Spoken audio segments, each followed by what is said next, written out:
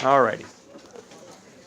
Logistic growth. Logistic growth.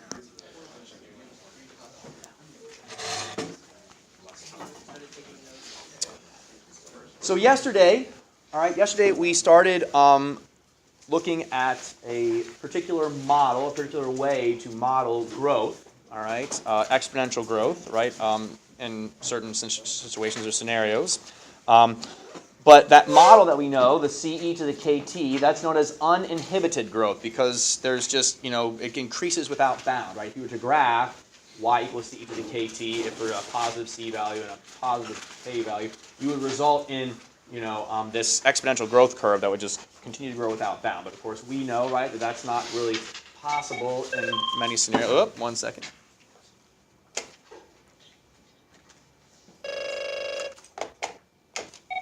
Hello? I do. Sure can. Bye. Bryce, your presence is requested in the health room. That was weird. When I picked up, there was dial tone, and then it started ringing again. So. All right. Okay, so anyway, back to what I was saying. So, of course, we know in the real world, right, that there are factors that limit the amount of growth that a certain population can sustain. All right? So factors such as water, food, other resources, disease, and weather can cause a population to have kind of an upper limit, we'll call that L, right, past which no more growth can occur, okay? This upper limit L is known as the carrying capacity, which is the idea of how many people, animals, bacteria, what have you, that can be supported naturally, okay? So the model that is used to describe this type of growth, all right, is the logistic differential equation. Okay, and you will see the logistic differential equation right here, right? That is the growth, okay? So just like yesterday, the exponential differential equation, exponential growth differential equation was dy dt equals k times y, right? And that resulted in this function, okay, that would then give you the population for any particular time. This is the differential equation, the rate of change for a logistic kind of like growth equation, okay, right here. All right. You can see it's a little more complicated. You still have the k times y portion, okay, but then we also have this additional factor here, the 1 minus y over L, that then, kind of makes it different from that original differential equation there. And as a result then, if we were to solve this differential equation, it would result in a different solution. And here is the general solution of this particular differential equation, okay? We're not going to actually do this, okay? We're not actually going to solve this differential equation like we did the one from yesterday. It's a little bit trickier, I think. If you try and imagine here, like solving this, right? We need to get all of our y terms over to one side, and so we would have something like, 1 over y, 1 minus y over L dy equals then k dt. The right side here, not so bad to integrate that, but this is just, it's not going to be easy to integrate that. We don't have an easy way for what we know, okay, to be able to integrate that, okay?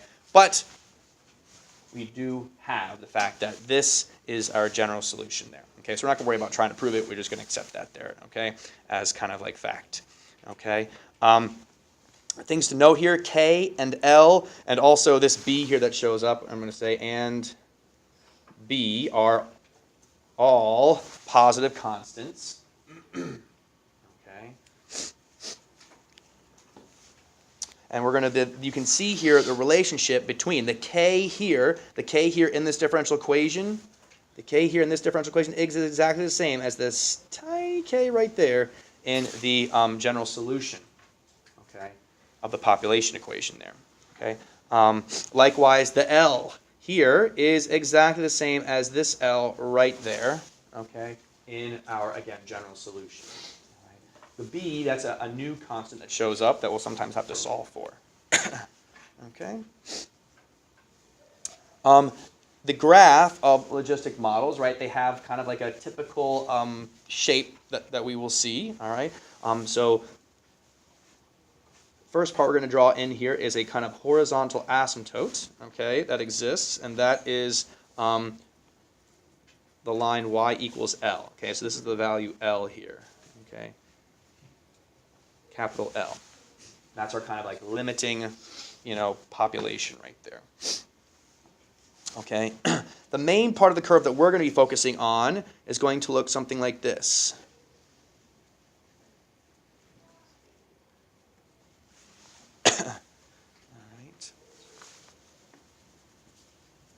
So we can see that the function is, or this part of the graph, I should say, this part of the graph is increasing, okay, everywhere.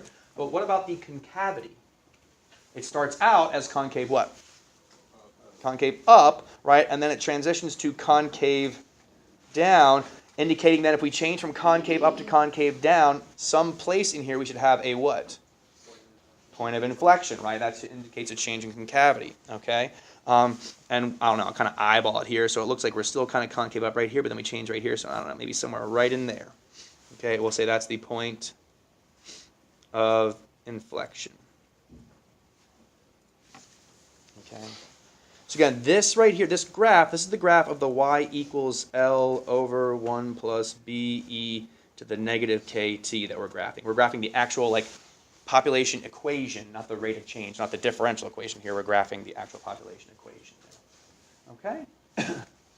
So that's the point of inflection. In logistic growth models, this always occurs at y, the y value, L divided by 2. Okay, so the point of inflection occurs at exactly half of the carrying capacity of the population, or of the environment, I guess I'll say. All right. There is also an upper kind of piece here. So this is not a function. There is kind of like an upper piece that will result to, but we typically don't. Bless you. We typically ignore that piece because it's not really like I don't know. It just doesn't. It's not applicable to what we're normally looking for. We're looking for kind of like the population being limited by something there. Okay. So let's take a look here again, describing our increasing and decreasing. Okay, so for this particular case here, for y value, so now to describe this, right, I said it's everywhere increasing here, right? It's everywhere increasing for this piece, but then it is decreasing here for this piece, right? So it's like, how are we going to describe this? Well, we're going to use the y values to describe it. So for y values, which is a little bit weird, normally we describe things with x values. What's up? Hey, can I work Cassie for a second? Yes, Cassie, your presence is requested by Caroline. All right, so the y values are y values that are less than L, right? For y values less than L, this function is, or not this function, I shouldn't say function, this model is increasing, okay?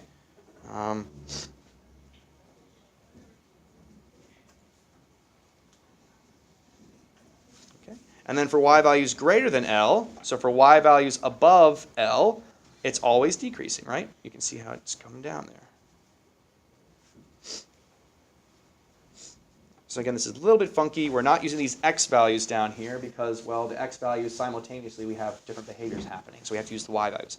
Y value is less than L, this thing's always increasing. Y value is greater than L, this thing is always decreasing. The model's always decreasing. All right, and then for concave up, okay, concave up, we'll say that is from y equals 0. Again, we're going to use our y values to describe this, to, and then where do we say it stopped being concave up here? L over 2, right? To y equals L over 2. Okay, and then we'll say concave down from y equals L over 2, where the graph stopped being concave up, it starts being concave down, to then y equals, and what's the kind of upper limit for the concave down piece there? Just L, right?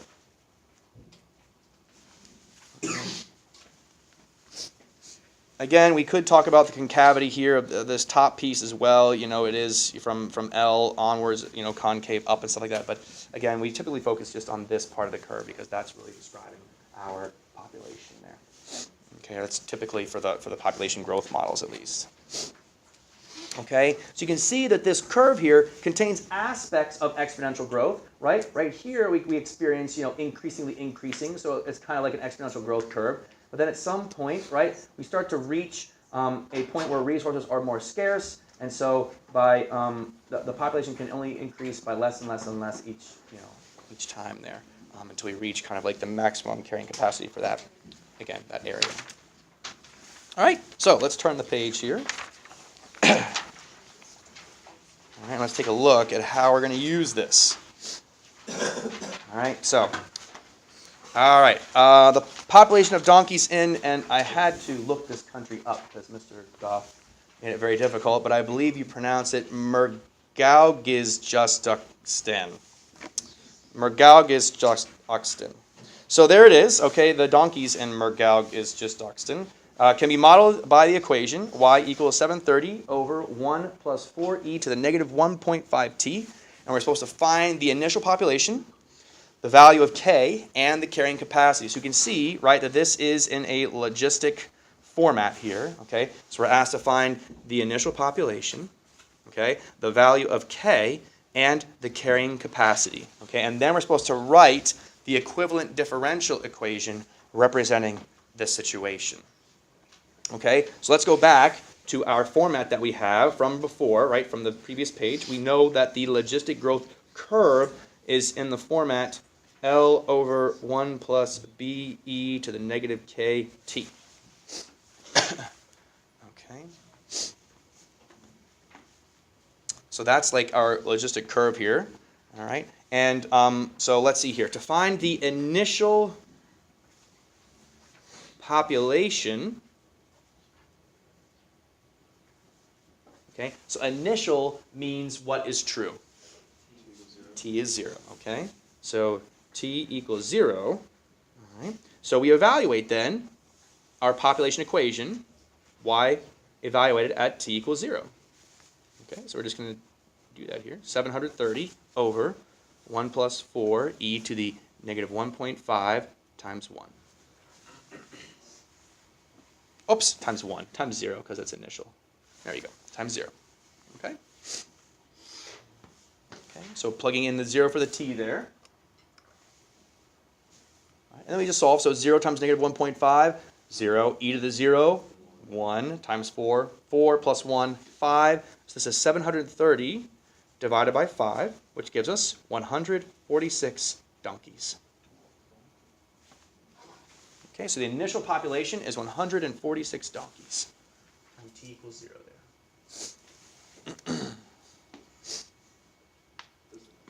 Okay. So there's the initial population. Check, we've got that. All right, next thing we're asked to find is the value of k. Okay. So again, if we recall our formatting here, k is this constant here in front of the t. And so what is k in our case?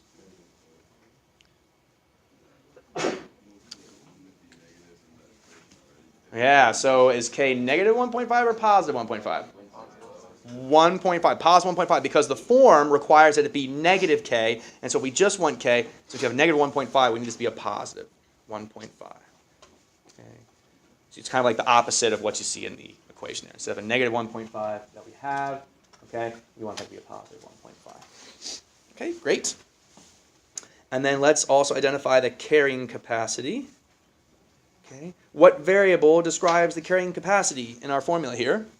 L, yeah, that's the upper limit there, L. Okay, so what is L? 730, yeah, okay. So the carrying capacity, and again, I'll put that in parentheses, L here, is exactly 730 donkeys. Okay.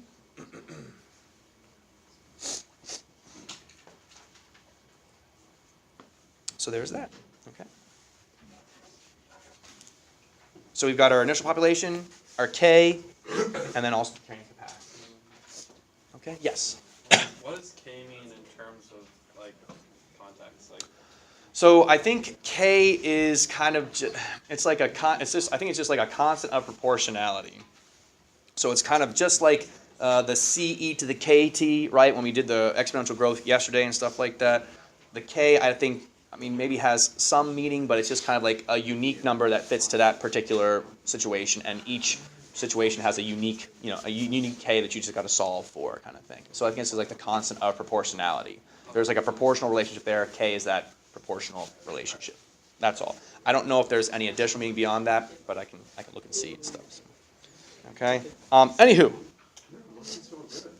Oh, wait, we're not done yet. I apologize. We have to then write the equivalent differential equation representing the situation. So, remember that this population equation, okay, is a result of solving this differential equation.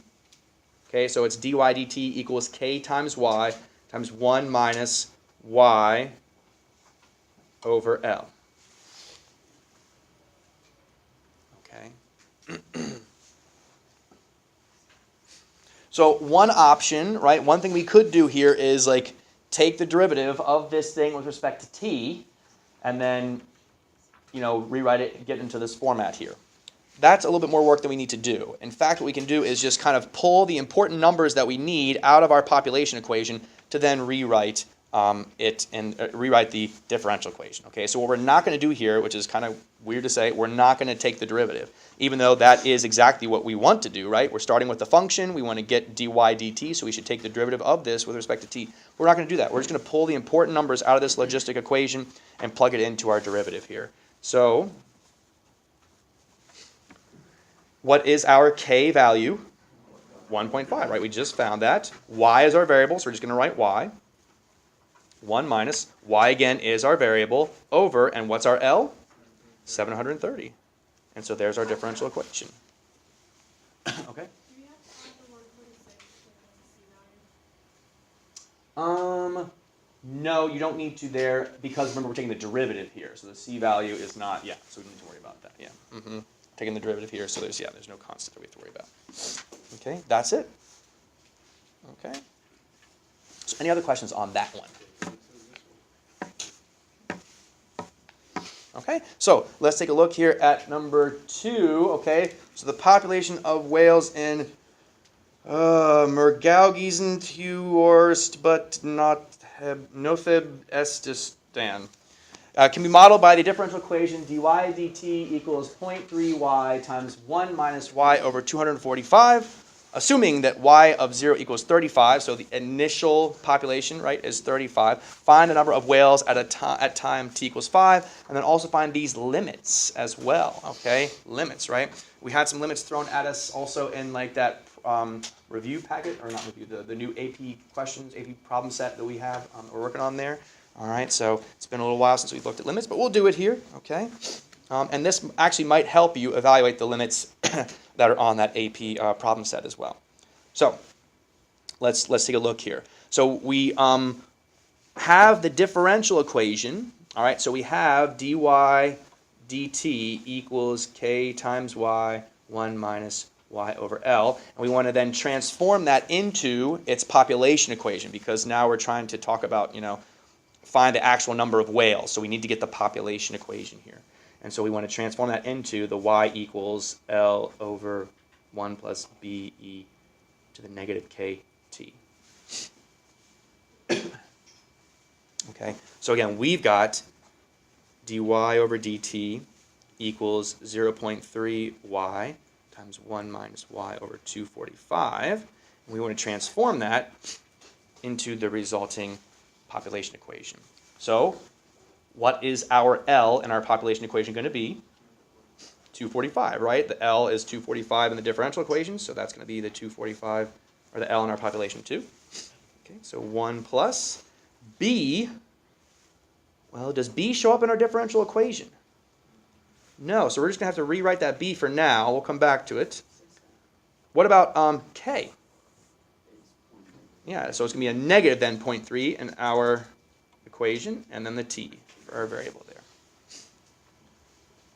Okay, so there's our population equation, but we have a problem, right? We can't straight up plug in the 5 to get our population of whales just yet because we need to find what first? The B value, okay? This B coefficient there. All right, so what piece of information are we going to use to help us find the B value? The initial population, exactly right. Y of 0 is 35. So we'll use the initial population there. We'll say 35 equals 245 over 1 plus BE to the negative 0.3 times 0. Okay. Negative 0.3 times 0 is 0. e to the 0 is 1. B times 1 is b, so we're going to end up with 35 equals 245 over 1 plus b. All right. At this point, we got to get this out of the denominator, right? We got to get that 1 plus b out of the denominator, so we'll multiply both sides by 1 plus b. Okay, so those will cancel, and we're left with 245 equals 35 plus 35b, right? We distribute the 35 there to both terms. Okay.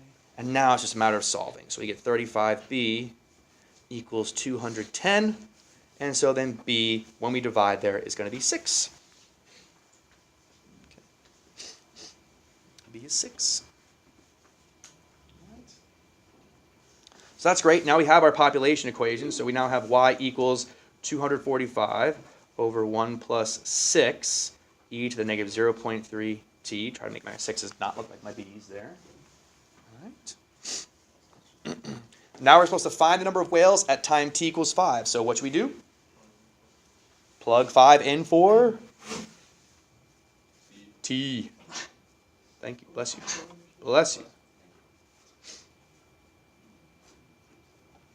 Okay, so there it is. And at this point, excuse me, to simplify this, what do we need to use? Yeah, I got to use the calculator, okay? This one doesn't really simplify nicely here. We could stop here and say, okay, again, it's a free response question. We could say, aha, that is the number of whales. But we'll also give a decimal here. And I recommend, again, that you guys get the practice in of typing this into your calculators because this is, not necessarily the prettiest thing to type in. So you want to make sure we can type it in well. All right, I'll just do it this way. All right, so 245 divided by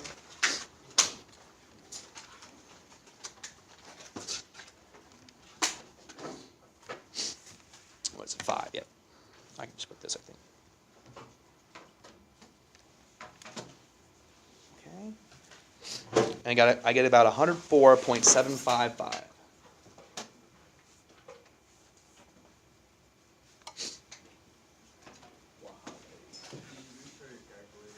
So what's that? Can you reshow your calculator? Yeah. Mm-hmm. So when you're dealing with fractions, it is especially important to make sure you put parentheses around your numerator and parentheses around your denominator. I say that, and I didn't put parentheses for my numerator there, but it wasn't necessary because it's just a single number. But definitely want to make sure that you group your denominator, okay? There's like hidden grouping symbols, right, in a fraction, right? That fraction bar up here, right, this fraction bar, right, there's hidden grouping symbols. You group the denominator, and the numerator is also grouped as well, okay? It's just a good practice to be in.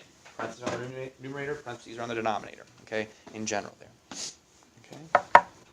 Did you get it figured out there, Gabe, how you typed it in or something? Okay. My calculator has that, nice math print, so like I can see what, exactly all the stuff in my exponent there too. I know some of you guys don't have the pretty type, so it's like maybe harder to determine that, but just, be careful there. Use, correct grouping symbols, parentheses, and stuff like that. Okay. We're not done yet because we also want to find these limits. The limit as t approaches negative infinity, and the limit as t approaches infinity as well. Okay, so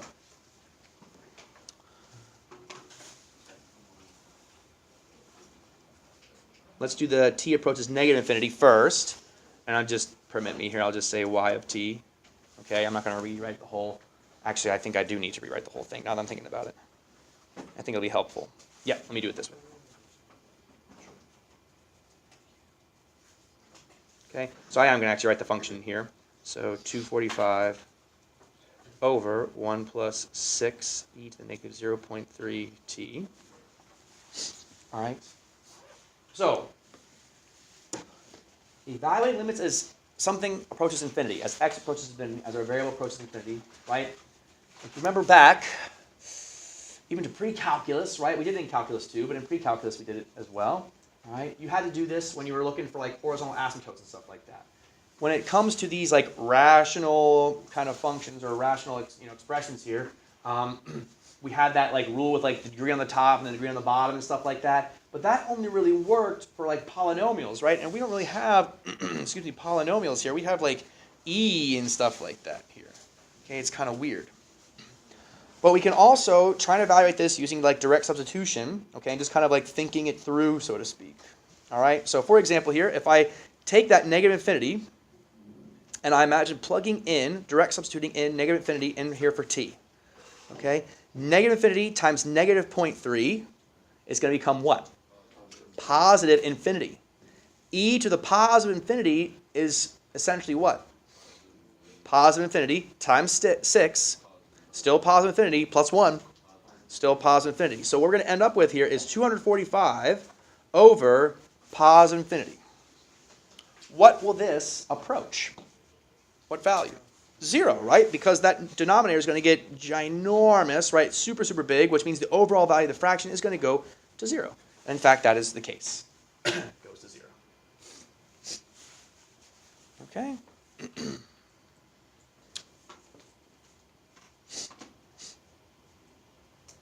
All right, then let's take a look at this next piece here. So now the limit as t approaches positive infinity, 245 over 1 plus 6 e to the negative 0.3t. Okay, so same strategy here. Let's imagine, maybe I should kind of like, let's imagine trying to plug in, to substitute, direct substitute in that infinity. Right, so we plug in the infinity now, it's going to be infinity times a negative 0.3, so we end up with what?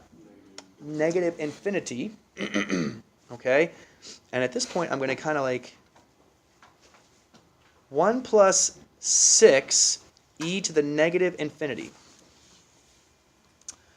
E to the negative infinity, well, when you have a number raised to a negative exponent, we can make that 1 over it. So we can make it 6 times 1 over e to the infinity.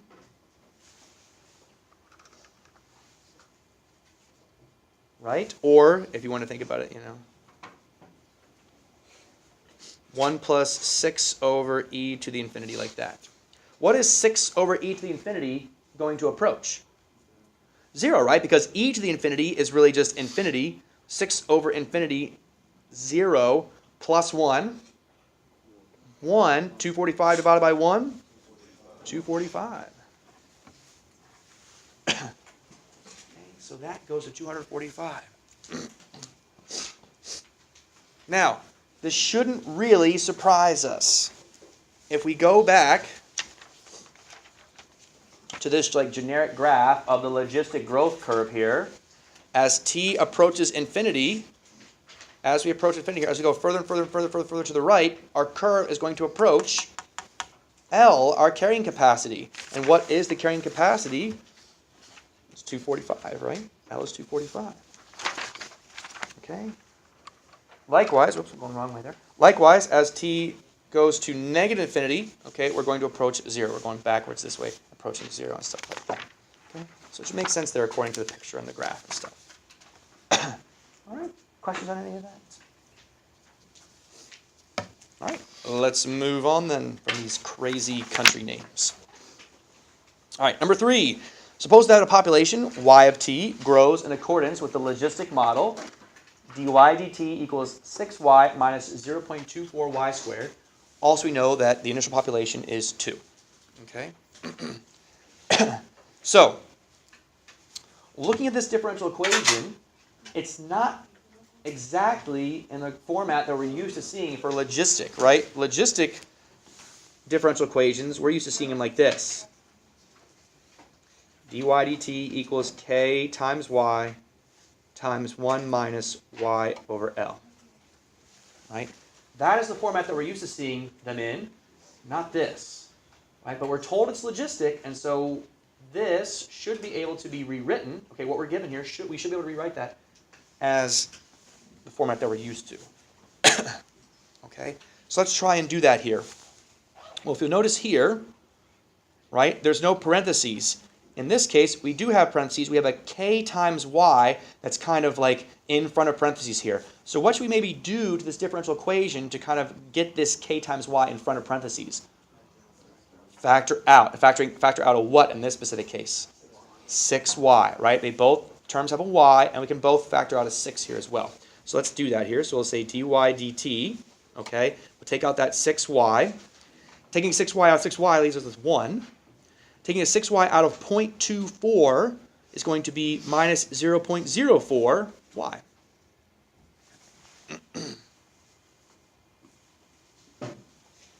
Okay, it's closer, but it's still not quite right.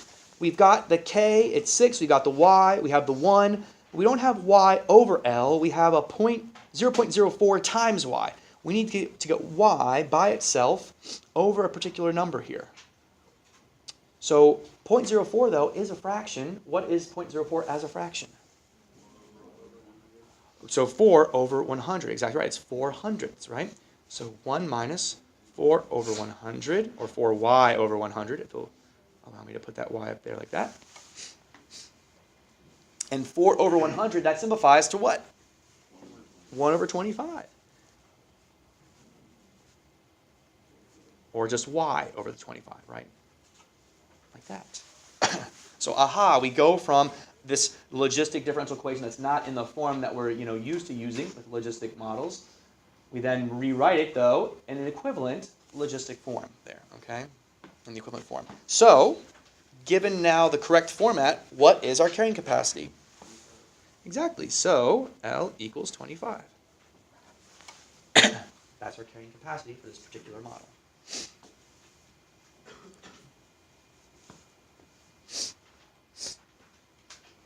Okay. The next question. What is the value of y when the population is growing most rapidly?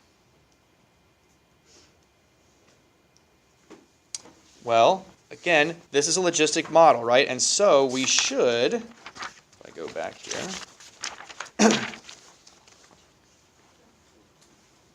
okay, we should, be able to take a look here. What location is going to identify the point of fastest growth?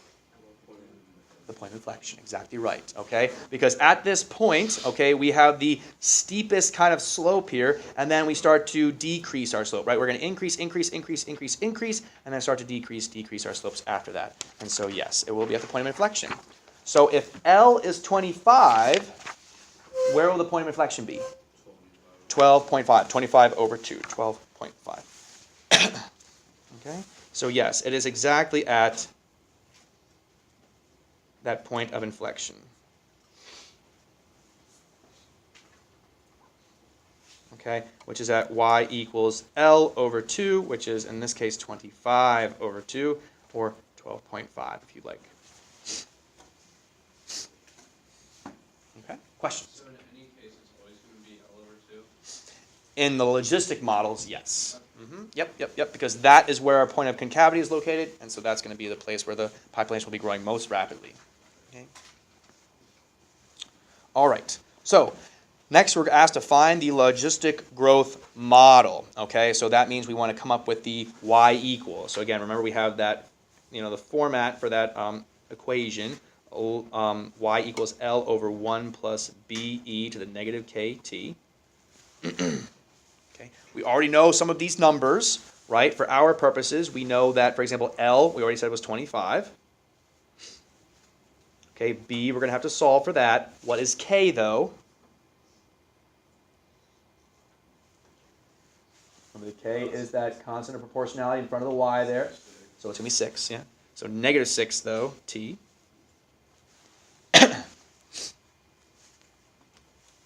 Okay? And so now we have to find B. But what can we use to find B? This place right here. Y of 0 is 2. We're going to use our initial population there. So we'll say 2 equals, okay, 25 over 1 plus BE to the negative 6 times 0. So e to the 0 is 1, times b is going to be b, so we have 1 plus b. We'll multiply that over here, so you get 2 plus 2b equals 25.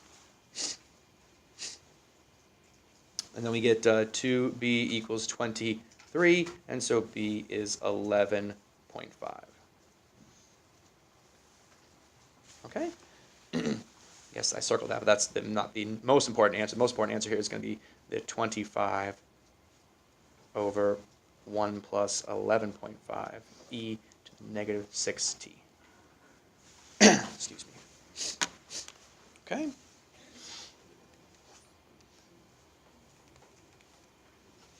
Questions on any of that so far?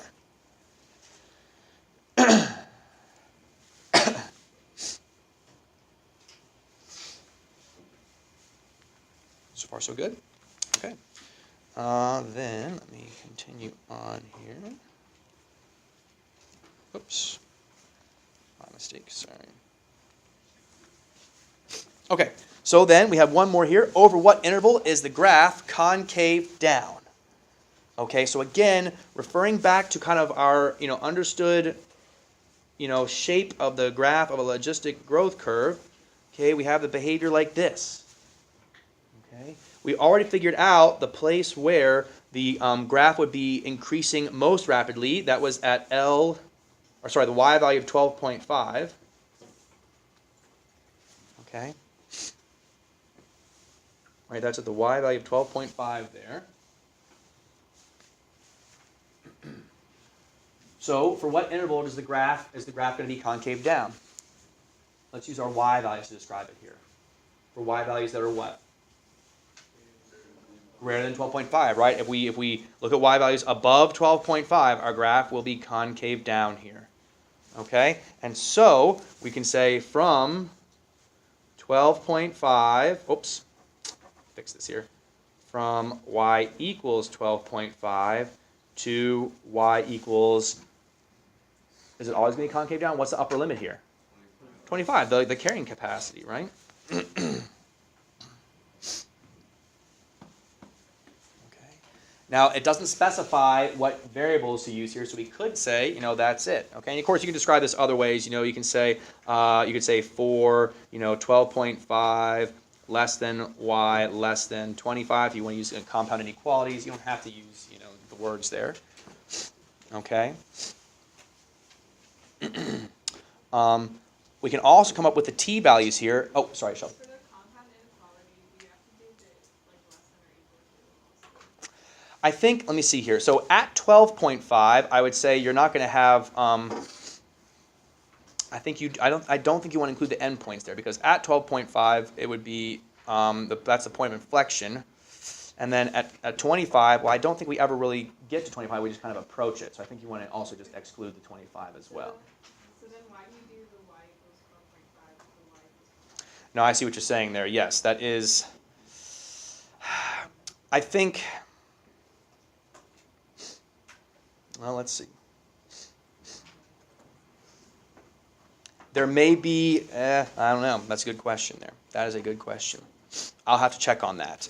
I'm not sure. I think sometimes I know that sometimes the AP graders are not always concerned about including or not including endpoints, but this is a case where I will have to ask about that. So I will see here about that. You're welcome. Okay? Because I agree. You're right. That is, if we're going to say this and this, that's kind of two different things there, I would say. Yeah. Here we're kind of including and here we're not. So, but anyway.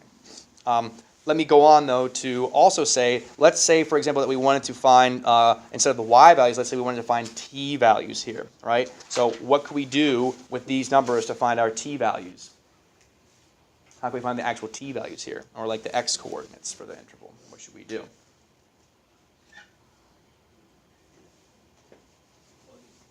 Yeah, we're going to plug it into this model right here, okay? So you could do like 12.5 equals, 25, 1 plus 11.5 e to the negative 6t, and then solve for t, okay? And then likewise, you could do the same thing with the 25.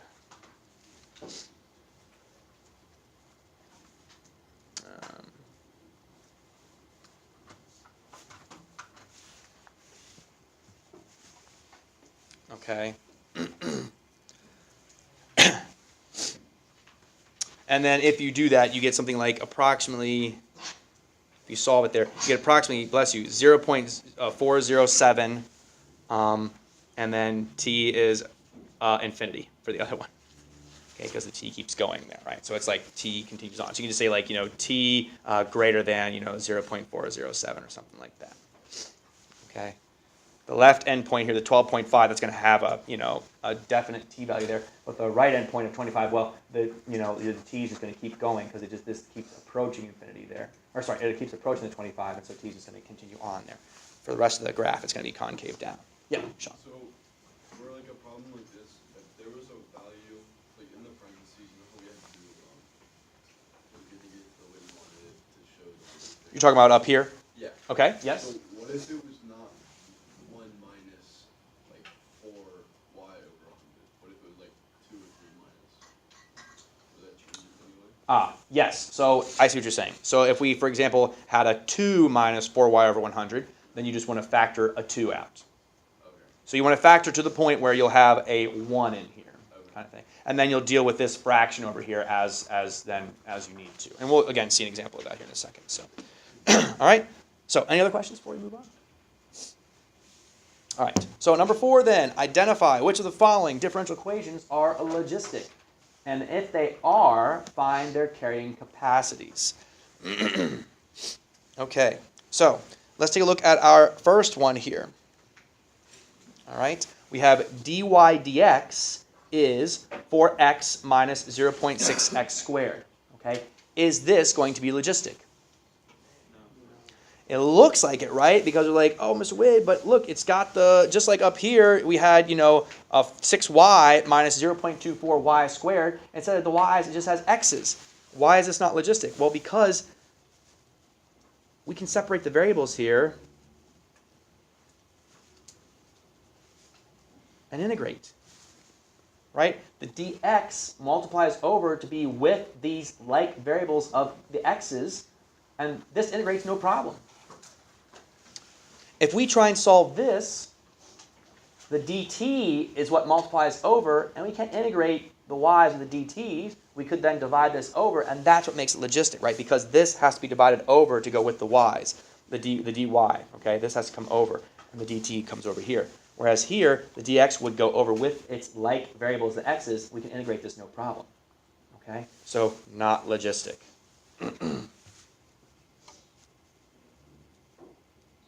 Okay, now compare that here to letter B. If I multiply my dx over, can we now integrate that using separation of variables? No, not in the same way, right? We have to divide this over. Is this going to be logistic? Yes, it will be. Okay, so this is in a similar format to this one up here.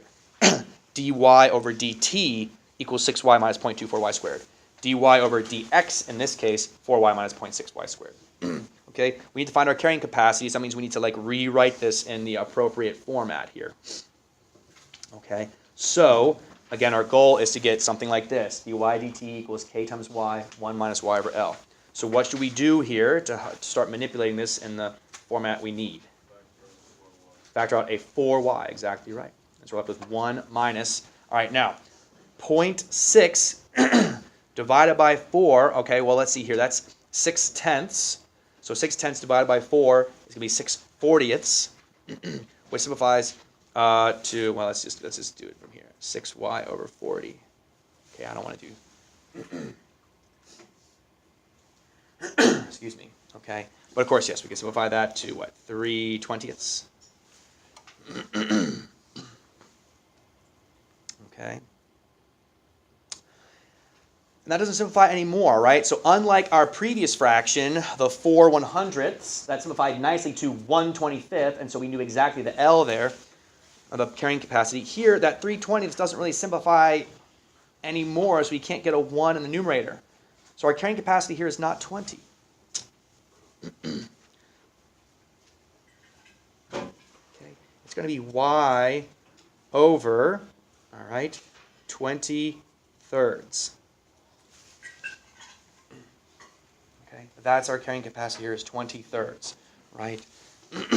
If you kind of like imagine trying to simplify this, right? We can divide 3 from the 3 here, and then dividing by 20 by 3 is going to leave us with 20/3. Okay, I know it's a fraction within a fraction, but this does help us figure out what that L carrying capacity is going to be. Okay, so the L is, or the carrying capacity is 20/3. We need to get a 1 in the numerator there with that y to again have the appropriate format to find our carrying capacity L there. Okay? Right? So this is logistic. Okay. How about letter C? Logistic? No. Okay, again, we can multiply that dt over and then integrate this, no problem, using our separation of variables, so not logistic. Okay. How about letter D? Could be, right? I mean, it's got the dc and then c's over here. The dt, right? That if we multiply that over, that's not going to be in the right form. You know, we can't integrate c's with respect to t. 0.5c. Okay, so we do have a k times c in front here. But what's the problem with the parentheses here? It's got a 3, right? So we're going to have to factor out a 3. Okay, so we'll make this then factor out a 3. 3 times that 0.5 is going to give us 1.5 times 1 minus. Factoring a 3 out of 2/5, that's like dividing it. So we're going to get 2c over 15.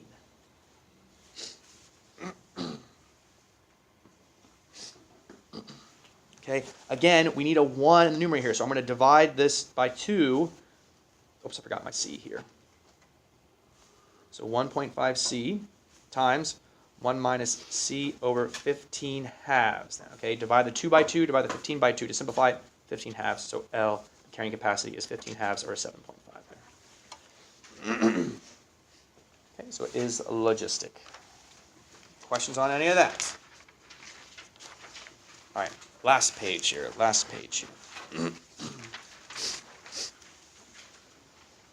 Okay. Why don't you all go ahead and give these last two a try? I think you should be able to do, yeah. So give these a try here. I'll let you guys give them a shot now. All right. So just to help you get started here, I know this is maybe hard to read.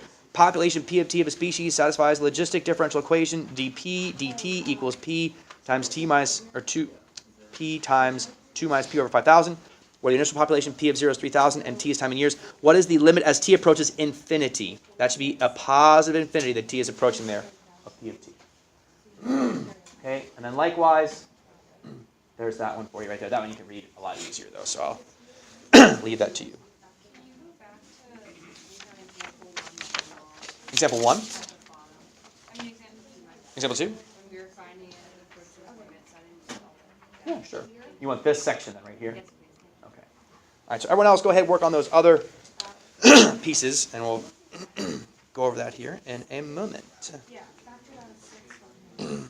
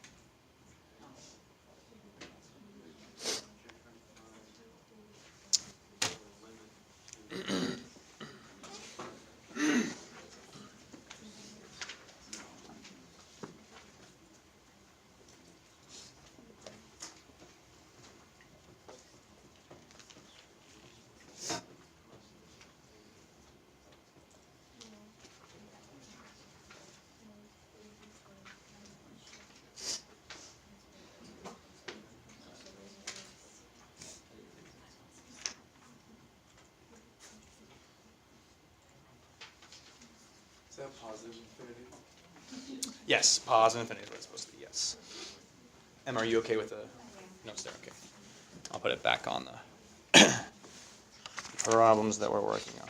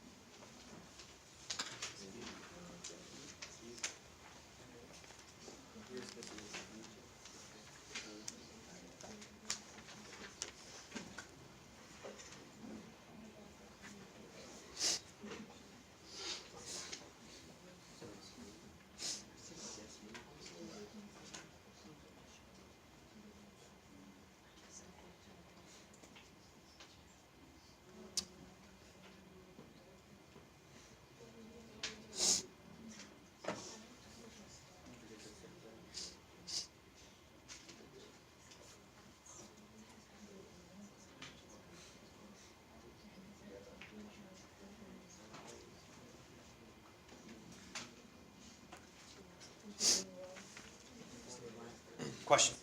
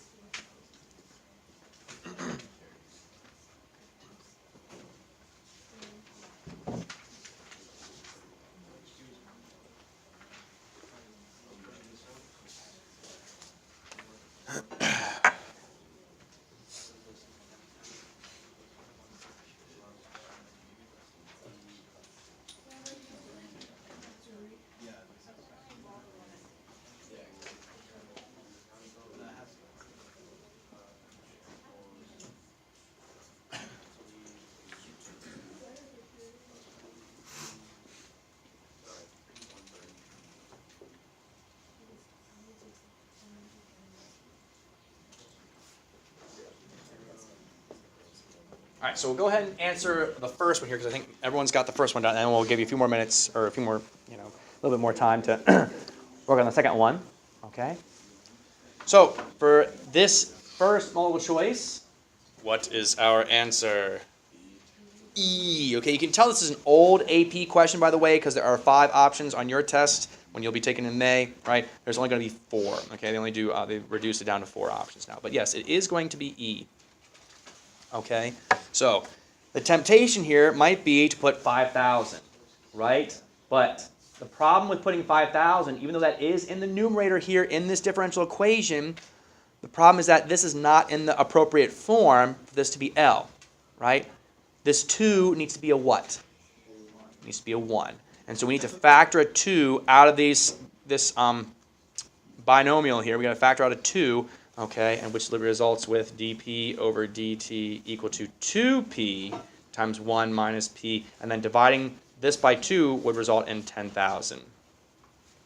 And so there is your carrying capacity, okay, which is what we would approach as t approaches infinity. Okay, there, for p of t, okay. It is, if you wanted to, you could, write the solution for this too, if you wanted as well. All right, I mean, you could, go from here and then rewrite the p, the actual, population function. It would be 10,000 over 1 plus be to the negative 2t.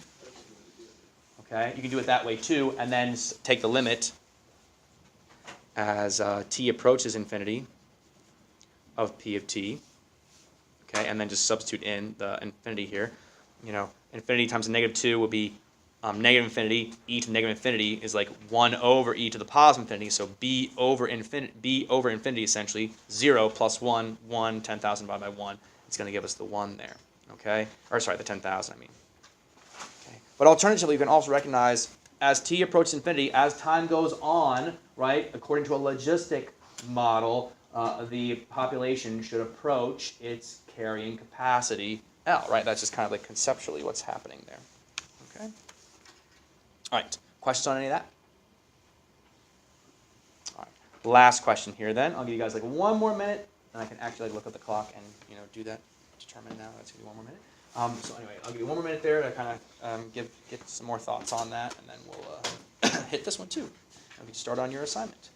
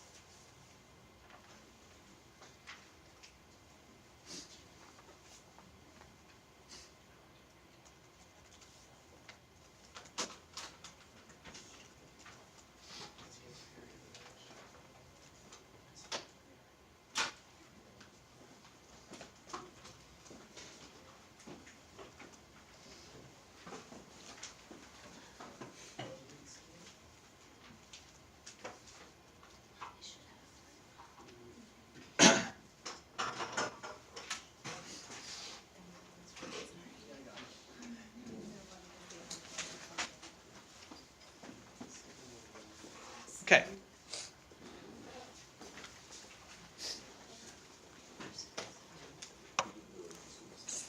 So, what do we say here for this second multiple choice? A is right. No, it's B. Okay. So, right. So B looks like it might, work here. All right. It is a logistic model for sure, right? Or it's like kind of matches our logistic model. Okay. But the problem is if we factor out, so again, if I'm going to make this 1/10 p minus 1/1000 p squared, if I factor out a 1/10 p here, we're left with 1 minus, okay, and then dividing 1/1000th by 1/10, we end up with 1/100th p. Okay, but that would indicate that our carrying capacity is what? 100, and in the graph, the carrying capacity is very clearly what? 200. So it can't be B. All right. C is just not in the right format. Yes, if we multiply the D, it's P over here, but it's P squared first and then minus P. And we can't then manipulate that around to match what we need it to be. Okay, so that's not going to work. Another P squared minus P, again, not going to work. All right, and another P squared now plus P, again, just not the appropriate format. The only one that's going to match there is A. Okay, again, if you manipulate that just like I did here for letter B, you'll end up with seeing that carrying capacity there. All right, so questions on any of that? All right, the next page is an activity we're going to do, I think, tomorrow. So I will check on that, okay? So don't worry about that right now. That's all we've got for today, okay? So I've got your assignment, I think, posted to Google Classroom, so you can go ahead and check that out. All right. We did 6.3, and then we did 6.2, then we did 6.4, now 6.1. Oh, 1.